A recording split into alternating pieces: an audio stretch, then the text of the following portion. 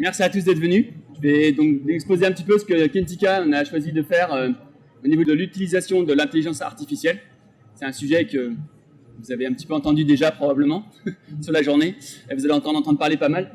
Donc nous, je vais aborder un petit peu ce que nous on fait, comment on a choisi d'aborder l'interconnexion entre une base de gestion des connaissances, l'intelligence artificielle. Et ça permettra un petit peu d'aborder certains des challenges que nous on a rencontrés mais qui sont des challenges assez communs quand on va parler de gestion des connaissances et comment nous on a choisi de les solutionner ou de les contourner. Je commence par une petite présentation de moi et de nous. Donc moi je suis directeur technique chez Kentika. Ça fait 12 ans que je suis dans la société. Et ensuite nous, Kentika, donc on est éditeur du logiciel Kentika et de ses modules. Donc le logiciel existe depuis 30 ans. On est également intégrateur, c'est-à-dire que le logiciel est paramétré et est conçu pour pouvoir s'adapter à vos besoins. Donc on peut assez facilement adapter le logiciel pour répondre à vos besoins. Donc c'est pour ça qu'on a cette notion d'intégration pour intégrer à vos besoins et également à votre système d'information. Et enfin, comme je disais, le logiciel existe depuis 30 ans. Nos équipes travaillent sur la gestion des documents depuis, alors pas tout le monde depuis 30 ans, mais depuis un certain temps.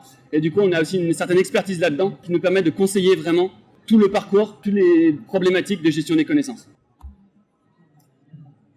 Au niveau des logiciels, on a vraiment 3 piliers qui existent depuis très longtemps. On a la première partie qui est les métadonnées. C'est important, j'en parle, parce qu'on a tendance à parler de l'intelligence artificielle et de se dire c'est bon, les métadonnées, on n'en a plus besoin. C'est pas vraiment vrai. Pour nous, les métadonnées vont continuer à exister, vont continuer à être importantes. On en reparlera après. L'intérêt de l'IA, par contre, c'est qu'elle peut nous aider à les alimenter. Mais ça permet d'être utilisé pour qualifier l'information de manière plus précise que simplement de tout envoyer en vrac et de poser des questions. Un autre pilier, c'est la GED, donc la gestion de vos documents. La gestion des connaissances, forcément, ça part de documents, PDF, des docs, etc., tout type de notes. Et donc ça, c'est un des points clés de la solution, c'est la gestion de ces documents. Et après, à partir du moment où on va faire un petit peu d'IKM, on a ce qu'on appelle la gestion de contenu. Et le contenu, c'est en fait une zone, un champ qui est un peu hybride entre de la GED et des métadonnées. C'est des champs au format HTML, donc c'est des champs que vous pouvez mettre en page, éditer, modifier, etc. Et donc quelque chose d'intermédiaire entre de la GED et les métadonnées. Et à partir de ça, on a ces 3 piliers de notre solution. Et c'est à partir de ça qu'on construit des solutions de gestion des connaissances. En vrac, des fonctionnalités du logiciel. Je ne vais pas les énumérer toutes, sinon on n'est pas là pour ça, on va parler d'IA. Elle est là, l'IA, il y en a une, on en parle. Voilà. Après, on a différentes choses, on a des choses pour faire de la diffusion de l'information, pour faire de la veille. On a un point important qui est la gestion des droits d'accès, qui est très fine, qui permet de faire des choses vraiment poussées sur les droits d'accès. C'est important aussi. Et là, pour le coup, simplement une IA ne permettra pas de répondre forcément à tous ses besoins. Si vous mettez vos documents dans l'IA, vous lui posez une question, il va répondre avec tout ce qu'il connaît. Vous ne pouvez pas lui dire, réponds qu'avec les documents dont j'ai le droit. Donc ça, quelle que soit la solution, il faut avoir une surcouche au-dessus qui va pouvoir filtrer et dire, ok, mais en fait, mon utilisateur, avec son statut et son niveau, n'a le droit d'accéder qu'aux documents qui ont un niveau commun, etc., etc. Peu importe les droits, mais il faut pouvoir avoir une couche supplémentaire qui fait cette gestion des droits. J'en ai déjà parlé un petit peu tout à l'heure, mais le principe, encore une fois, c'est de pouvoir adapter la solution à vos besoins. Donc en fait, on se part de vos documents. La structure des données dans Kentika, donc on revient à ces métadonnées, est complètement ouverte et évolutive. Donc on peut créer toutes les typologies de documents dont vous avez besoin et on peut les faire évoluer assez facilement. De la même manière, on utilise vos sources. L'alimentation de la base de données, ça devient de plus en plus problématique. Sur une base des connaissances, si on veut avoir les bonnes informations, il faut avoir un maximum d'informations. Donc l'intérêt de ça, c'est de pouvoir s'alimenter sur différentes choses. On peut relever des emails pour intégrer le contenu des emails ou les pièces jointes directement dans le logiciel. On peut surveiller des dossiers. On peut se connecter à d'autres logiciels via des API. L'intérêt, c'est vraiment de pouvoir récupérer des choses qui viennent de partout et de les mettre dans un logiciel qui permet de reconnaître toutes les données.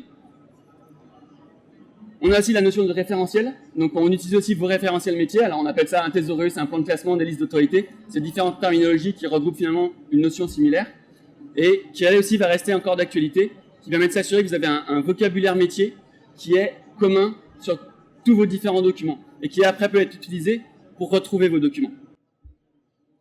Voilà, après, l'intégration dans votre SI, donc on peut se connecter à des annuaires, on fait du SSO, et évidemment, on s'adapte à votre charte graphique et à vos workflows de travail pour pouvoir optimiser au maximum le temps que vous passez à gérer cette base de données.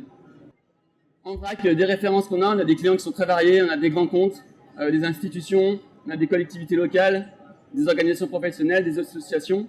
On travaille beaucoup en France, mais on a aussi un certain nombre de clients à l'étranger. Un de nos plus gros clients, c'est le département de la justice au Canada, par exemple. Et on a également différents clients en Europe, en Luxembourg, en Belgique, etc. On va vous faire du conseil, on va vous accompagner du kick-off à la mise en production. On fait évidemment la mise en place de l'environnement technique, l'intégration dans votre système d'information, les migrations des données, pareil, c'est un petit peu comme ce qu'on vous disait de s'adapter à vos sources. À peu près, quelles que soient vos données initiales, on les migre pour les intégrer dans la base de données. On fait le paramétrage, des développements mineurs, c'est-à-dire assez simples à faire, pas trop coûteux, mais qui ont parfois besoin pour s'adapter à vos besoins. On a aussi des équipes spécialisées en design UX, UI, donc pour aider vos utilisateurs à s'adapter à la solution. C'est presque un des piliers de la gestion des connaissances. Ça dépend des utilisateurs. Il faut vraiment répondre aux besoins des utilisateurs. C'est eux qui doivent apporter les documents, potentiellement, et c'est surtout eux qui vont aller rechercher dedans. Donc il faut qu'ils aient le parcours utilisateur le plus simple pour avoir ce dont ils ont besoin le plus facilement possible. Et on accompagne évidemment sur la formation, que ce soit la formation des gestionnaires de la base de données, du logiciel, mais également on peut vous accompagner et vous conseiller sur les formations des utilisateurs finaux, si c'est nécessaire. Voilà, encore une fois, donc on a des modules, différents modules qui permettent de s'adapter à vos besoins, la recherche en texte intégral, la veille, la presse, bibliothéconomie, etc.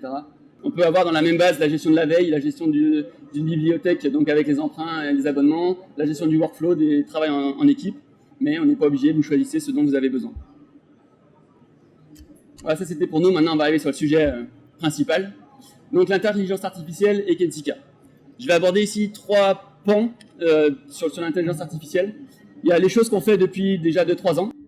Il y a les choses qu'on a mis en place assez rapidement pour commencer à se connecter avec l'intelligence artificielle générative. Et les toutes dernières nouveautés qu'on a rajoutées, on va vraiment permettre d'utiliser la puissance de l'intelligence artificielle générative. Les premières choses qu'on a mis en place assez rapidement, c'était l'extraction des métadonnées. C'est un des points sur lesquels l'intelligence artificielle est vraiment quelque chose qui peut avoir un vrai apport. Ça permet d'extraire des résumés, ça permet d'extraire des entités nommées, des concepts, et on a aussi un système de traduction qui permet de faire des traductions automatiques sur des bases multilingues. Ou à la fois que vous ayez un document qui soit en anglais et que vous voulez consulter en français, ou l'inverse, c'est forcément si vous avez une base qui est tout en français mais que vous avez des utilisateurs multilingues, ça peut être intéressant pour eux de leur traduire les données. Donc, la résumé, l'extraction d'entités nommées, tout ça, c'est des choses qui ne se reposent pas forcément sur l'intelligence artificielle générative. C'est déjà basé sur du deep learning, du machine learning. Donc on a des modèles qui sont installés sur une machine, mais qui permettent de faire ces extractions d'informations, et donc de ne pas avoir besoin à la main d'aller lire le document, de trouver les personnes, les sociétés, les lieux qui sont mentionnés dans un document. Et automatiquement, on va intégrer ça dans les métadonnées, ce qui permet après de les retrouver beaucoup plus facilement. On a aussi une deuxième partie qui est l'analyse du corpus. On va faire des proximités entre les documents. C'est-à-dire qu'on va construire une matrice vectorielle qui va comparer tous les documents entre eux. L'intérêt de ça, c'est que ça permet de faire comme Amazon. C'est-à-dire, nous pensons que vous allez aussi aimer ces documents. J'exagère évidemment en parlant d'Amazon, mais le principe, c'est qu'un utilisateur qui est sur un document, sans avoir besoin de faire une recherche, va pouvoir retrouver tous les autres documents de la base de données qui ont un sujet commun. Donc ça leur évite une recherche, ça leur évite un clic. Et enfin, on a la capacité d'apprendre par l'expérience utilisateur, c'est-à-dire on va classifier les navigations des utilisateurs, ce que les utilisateurs vont aller consulter, combien de temps ils passent sur des documents, quel est leur niveau d'expertise, et à partir de là, on peut utiliser ces informations pour faire des conseils à d'autres utilisateurs. C'est-à-dire qu'on peut leur dire, se baser sur ces données, pour dire à un utilisateur, ben voilà, d'après ce que vous avez consulté, d'après ce que les autres personnes qui correspondent à votre communauté, sachant qu'une communauté est bien entendu paramétrable, à vous de définir qu'est-ce que ça veut dire qu'une communauté. Est-ce que c'est les personnes qui sont dans le même service? Est-ce que c'est les personnes qui ont les mêmes centres d'intérêt? En tout cas, on peut le paramétrer. Et après, à partir de là, on peut dire, ben voilà, on pense que ces documents-là, basés sur ce que d'autres personnes qui vous ressemblent ont consulté, vont vous intéresser également. Donc encore une fois, ça permet également de faire des conseils et d'éviter l'étape « je dois rechercher quelque chose ». Je vous montre une capture d'écran rapide de ce que ça donne. C'était sur un article de presse attrapé sur Internet. Et on a effectivement, à droite, on a un résumé généré par donc ces modèles. On a des notions qui sont extraites, des personnes qui ont été mentionnées, des organisations, des lieux. Et si on continue plus bas, on a des documents recommandés qui traitent du même sujet et des documents associés qui sont donc ce que d'autres personnes ont consulté et qui devraient pouvoir ressembler. Voilà, tout l'intérêt de cette IA, mais ça reste vrai avec tout ce qu'on va travailler, encore une fois, c'est ce que je disais tout à l'heure. C'est vraiment au service des utilisateurs. Que ce soit les gestionnaires de la base de données, pour leur faire gagner du temps, ou que ce soit les utilisateurs finaux. Donc que ce soit l'analyse des parcours utilisateurs, ou des suggestions spontanées, l'intérêt c'est vraiment d'éviter de leur demander de trop réfléchir, de faire des recherches complexes. Et le Graal, on va dire, de la base de gestion des connaissances, c'est que quand ils arrivent sur la base de données, ils ont direct la réponse à leurs questions. Donc c'est l'objectif. C'est effectivement pas forcément simple à répondre à cette problématique-là, mais on essaie de toujours tendre vers ce système-là pour leur éviter au maximum de faire des actions pour trouver l'information dont ils ont besoin. À partir de là, on rentre dans le monde de l'IAG. Donc on avait mis en place un premier connecteur avec un de nos partenaires pour extraire des métadonnées. Donc le principe, c'est que vous avez une page web, donc c'est-à-dire une URL, vous avez un fichier PDF ou une image, et à partir de là, vous l'envoyez par cet écran sur DocIA, du coup, qui va tourner en arrière-plan, puisque l'IA, ça peut prendre du temps. Si vous leur envoyez 50 documents d'un coup, ça va forcément prendre un petit peu de temps. Et quand vous êtes prêt à les récupérer, vous allez récupérer tous ces documents. Ils sont intégrés dans votre base de données. Et vous avez, c'est le même système, vous avez des intégrations de métadonnées. Il va vous extraire les personnes, il va vous extraire des lieux, des mots-clés, il va faire le résumé, etc., etc. Des traductions possibles. Et là, vous avez un certain degré de paramétrage possible pour définir les champs à récupérer parmi une liste de champs assez standard. Et vous pouvez avoir, du coup, quelque chose qui est généré par l'IAG. C'est un petit peu différent des modèles qu'on utilise dans ce que je vous ai montré avant, où là, on n'a pas d'option, on demande, en gros, on envoie un document et il nous extrait les entités nommées. Là, il y a un prompt qui est fait derrière, qui est géré par nos soins, mais qui va extraire les métadonnées. Donc ça utilise des choses un petit peu plus récentes, on va dire, un peu plus, peut-être performantes, mais probablement aussi plus coûteuses, puisqu'il faut payer l'IA, et il faut aussi, alors coûteuse d'un point de vue monétaire, mais évidemment aussi environnemental. Il ne faut jamais oublier que l'IA, ça consomme des data centers, et donc ça consomme des ressources. Et après, on arrive sur la dernière partie. En fait, aujourd'hui, tout le monde veut de l'IA, mais on ne sait pas exactement pourquoi. On essaie de trouver des manières de l'utiliser. Alors là, on a vu typiquement extraire des métadonnées, c'est assez sympa. Mais en fait, on peut faire pas mal de choses différentes avec l'IA. Et la question, c'est comment on peut faire pour avoir un système qui nous permet de répondre à tous les besoins. Donc l'intérêt, c'est si on peut adapter des réglages différents pour chaque besoin. Pour nous, cette réponse-là, on l'a fait en mettant un gestionnaire low-code pour interroger les IAG. Pourquoi je l'appelle low-code? C'est qu'en fait, il n'y a pas de code du tout pour vous. Mais du côté de l'équipe Kentika, en fait, la complexité étant de répondre à n'importe quel besoin, il y a un petit peu de code à faire de notre côté, mais le système est conçu de manière à ce que ce soit assez simple à mettre en place pour qu'on puisse en fait brancher, en gros, une interrogation à une IAG n'importe où ça peut vous arranger, où ça peut vous faire gagner du temps, où ça peut répondre à un besoin utilisateur. On reparlera après dans la suite de la présentation. L'intérêt, c'est que ça permet de moduler la sécurité de vos données, les performances pour avoir des bons résultats, et également de maîtriser les coûts. Voilà. Et après, ça permet, alors j'ai un certain nombre de besoins possibles qu'on peut traiter avec ce genre de problématiques. Donc que ce soit l'extraction des métadonnées, on en a déjà parlé, de faire les résumés. On peut faire des descriptions d'images, par exemple, il envoie une image et décrire l'image, surtout si vous avez des problématiques d'accessibilité. Une image, il faut qu'elle ait une description. Donc soit vous faites les descriptions de toutes vos images à la main, soit on peut demander à une IA de générer ces descriptions.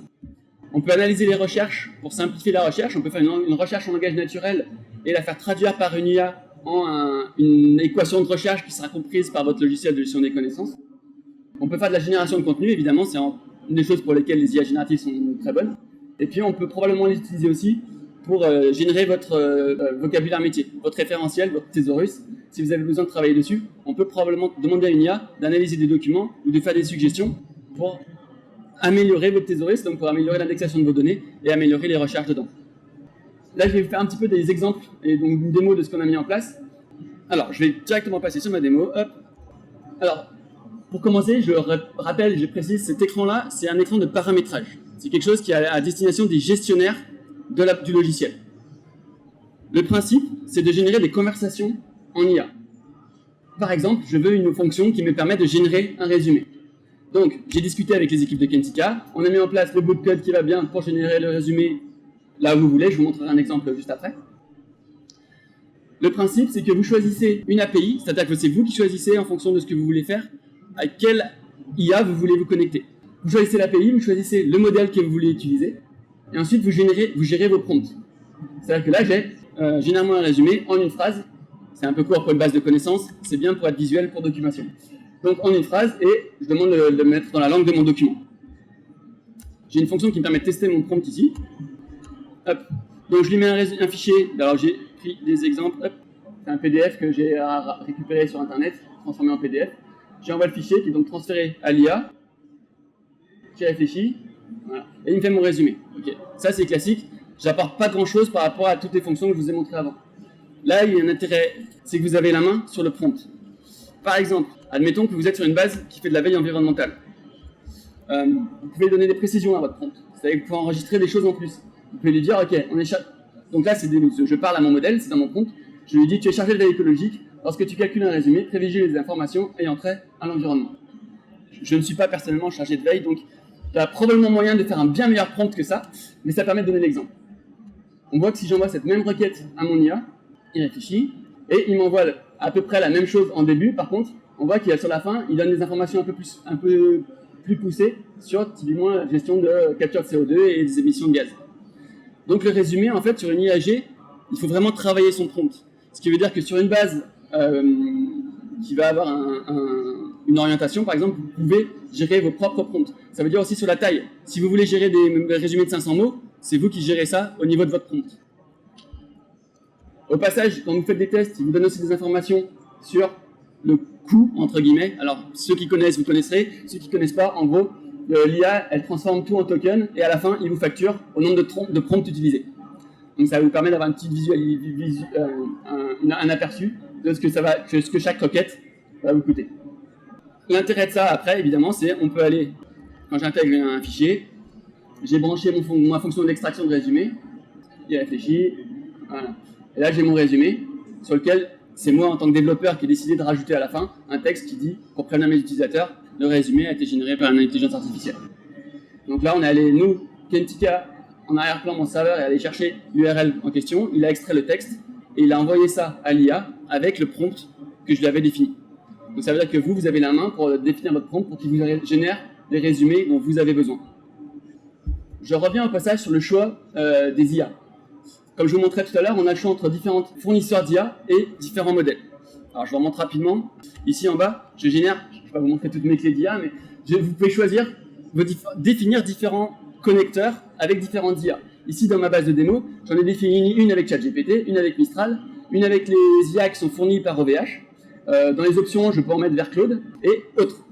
Autres, ça veut dire vous pouvez en prendre d'autres. Quand DeepSeek arrivera chez nous et que vous avez envie de travailler avec DeepSeek, vous pourrez travailler avec. On rajoutera probablement nous aussi le doc connecteur avec.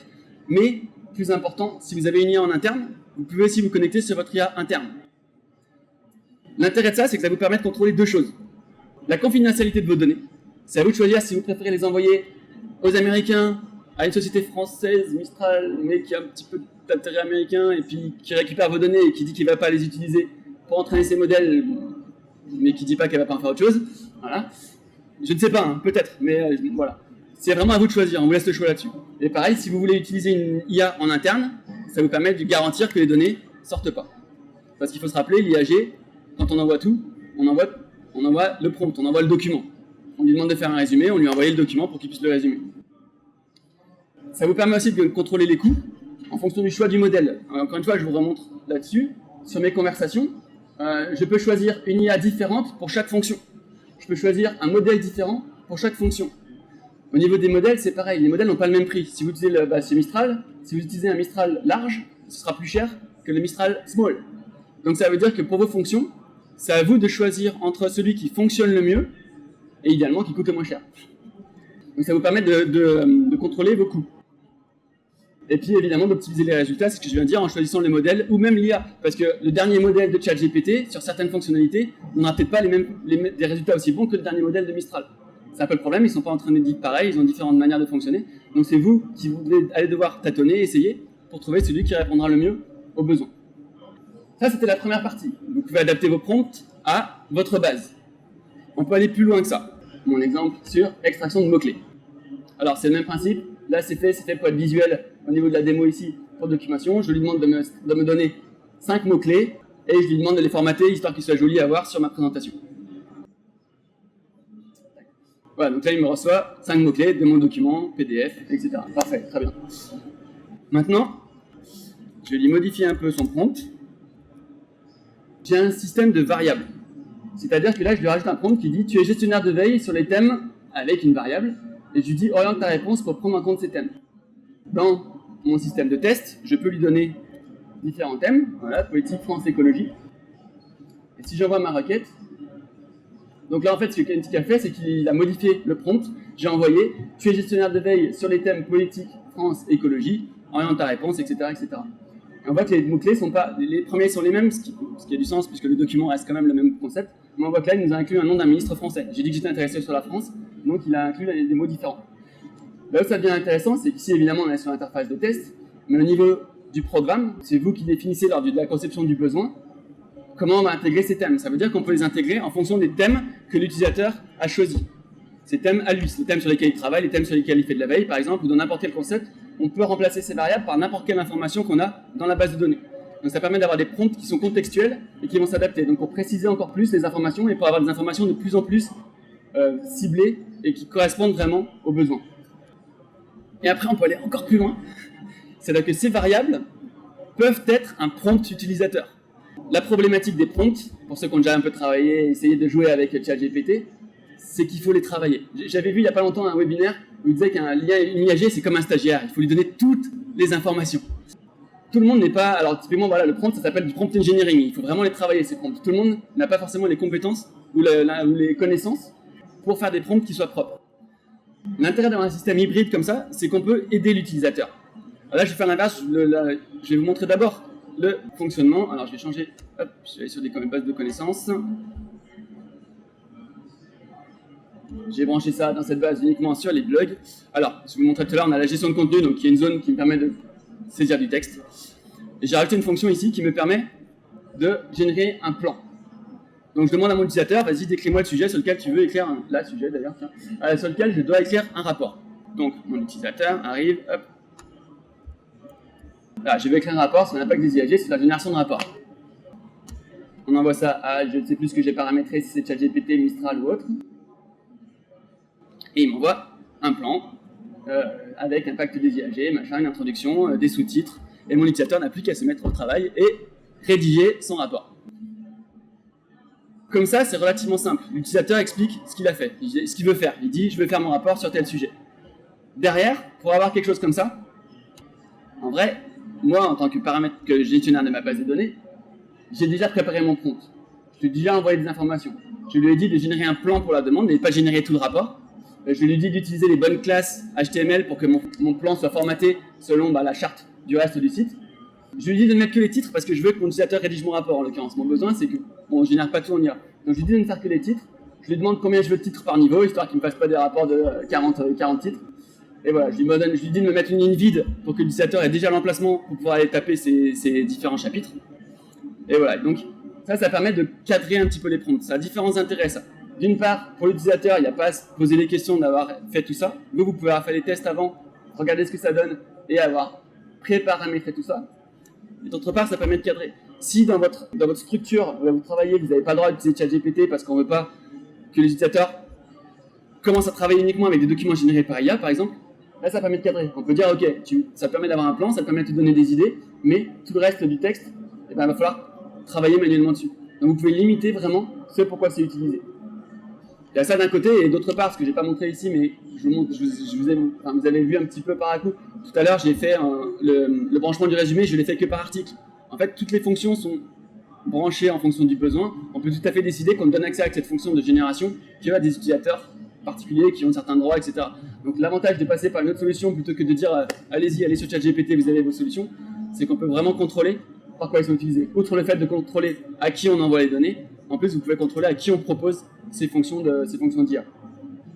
Voilà, donc le principe de base, c'est de pouvoir personnaliser comme vous voulez. On utilise les IAG et on en fait ce que vous voulez. Encore une fois, je l'aurais remis là, mais tout l'outil a été conçu pour que tout soit paramétrable. Je vous ai montré rapidement, on a le prompt, mais on peut vraiment paramétrer tous les outils qui sont renvoyés à l'IA. Encore une fois, si vous avez un petit peu travaillé avec les API d'IA, vous saurez à quoi ça correspond, mais en gros, la température, par exemple, ça dit à l'IA, plus le chiffre est bas, ça dit base-toi uniquement sur ce qu'on t'a donné, invente pas trop. Si le chiffre est haut, on lui dit vas-y, invente des choses, sois plus libre au niveau des expressions. Et du coup, on peut vraiment jouer sur n'importe quel paramètre qui est accessible au niveau de l'IAG là-dessus.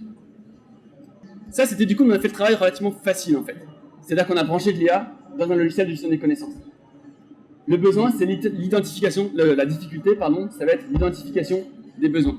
Au niveau de l'IA, on voit beaucoup ça aujourd'hui, parce que je vous disais un petit peu au début, on veut de l'IA, on ne sait pas forcément toujours pourquoi et qu'est-ce qu'on peut en faire. Donc l'intérêt, c'est que là, avec un outil comme ça, vous aurez moyen de brancher de l'IA. Là, vous pourrez le faire, si vous avez un besoin, vous pourrez le faire avec l'IA.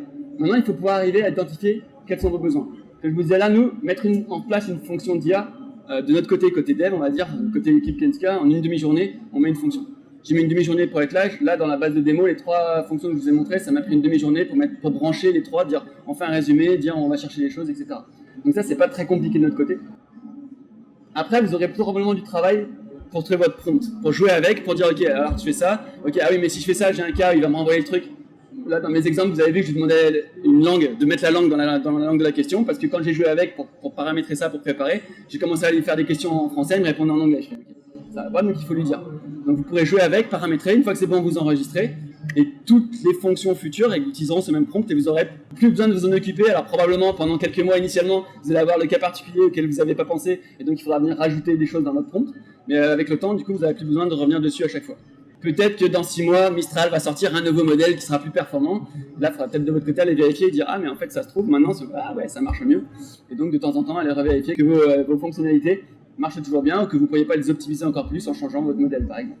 Donc, encore une fois, voilà, le problème avec l'IA, c'est vraiment un outil qui, pour nous, permet vraiment de faire des choses sympas, qui permet vraiment de faire des choses. Il faut faire attention parce qu'on commence à nous parler avec nos utilisateurs et nos utilisateurs viennent à nous en disant « Ouais, mais du coup, ça, on pourrait le faire avec l'IA. » Et oui, on pourrait le faire sans, mieux, plus rapidement, et ça marcherait aussi bien, et moins coûteux pour l'environnement. Donc, c'est bien d'y avoir pensé, on peut le faire. Mais c'est intéressant quand même de se reposer la question. À la fois sur cet aspect IA, de se dire, ok, on a de l'IA, c'est bien, qu'est-ce qu'on peut en faire? C'est important. Mais aussi dans l'autre sens, de réétudier tous vos besoins, tous les besoins auxquels vous avez déjà répondu, en vous disant, mais maintenant qu'on a un nouvel outil, un nouveau tournevis, est-ce qu'on peut l'utiliser pour répondre à des besoins auxquels on a déjà répondu avant, comme ci, comme ça, parce que ça marchait bien, mais ça se trouve maintenant on peut le faire encore mieux. Il ne faut vraiment pas simplement se dire on veut de l'IA, vraiment se réorienter côté besoin. Identifiez vos besoins, oubliez l'IA, identifiez vos besoins, et après posez-vous les questions. Est-ce qu'on le fait est-ce qu'on pourrait le faire autrement déjà? Encore une fois, n'oubliez pas, l'IA c'est un coût financier, c'est un coût environnemental. Donc est-ce qu'on pourrait le faire autrement aussi bien, avec quelque chose auquel on n'avait pas pensé avant, parce que là on est en train de se rasseoir et de se réinterroger nos besoins, ou alors est-ce qu'on peut le faire carrément bien avec l'IA? Mais il faut vraiment garder l'IA comme un outil puissant, un outil qui permet vraiment de faire des choses. Mais voilà, il faut se poser la question plutôt, ok, partir du besoin et dire qu'est-ce qu'on peut faire avec.